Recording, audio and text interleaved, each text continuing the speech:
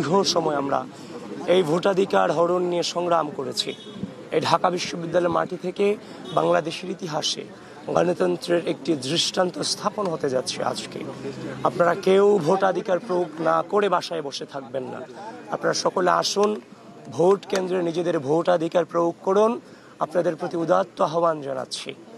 আর তাছাড়া ভোট কেন্দ্র নিয়ে যদি বলা হয়, আমি মাত্রই আমার উদয়নে আমার নিজের ভোটাধিকার প্রয়োগ করবো। আমি উদয়ন উচ্চ মাধ্যমিক বিদ্যালয়ে, যার ফলশ্রুতিতে আমার এখানে আসা।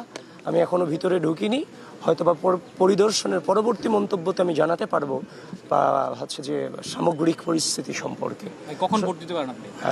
আমি দেখি, এখনো পর্যন্ত শূন্য, খুব তাড়াতাড়ি হয়তো বা দিব। কিন্তু আমি আপনাদের মধ্য দিয়ে গোটা ঢাকা বিশ্ববিদ্যালয়ের সকল শিক্ষার্থীকে আহ্বান করছি, একটা দীর্ঘ